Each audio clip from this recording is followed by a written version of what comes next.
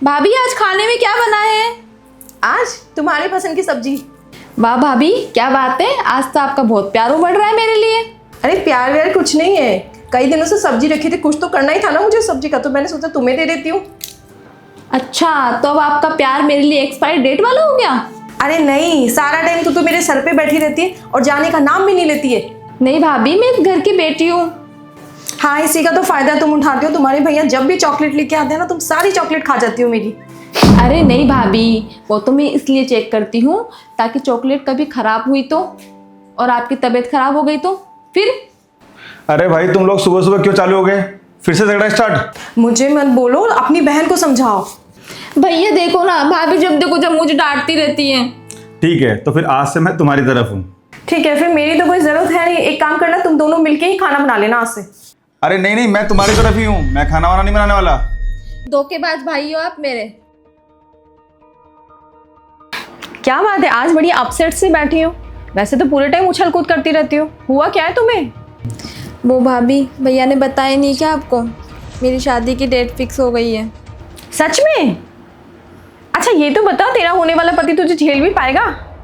क्यों भाभी, क्या हुआ, ऐसा क्या कर दिया मैंने? क्योंकि हमने तो बड़ी मुश्किल से ट्रेनिंग कंप्लीट किया तुझे झेलने की। क्यों भाभी, मैं तो बहुत सीधी सादी हूँ। हाँ हाँ, मुझे पता है तुम कितनी सीधी हो। इतनी सीधी हो कि जब भी तुम्हारे भाई या तुम्हारी मम्मी डांटती है ना, तो पीछे से जो तुम मुझे आंख मारती है उसका क्या?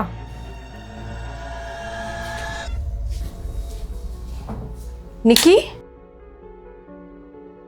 अभी तो तुम्हारी शादी हुई भी नहीं है, तुम अभी से वहां के बारे में सोचने लगी हो।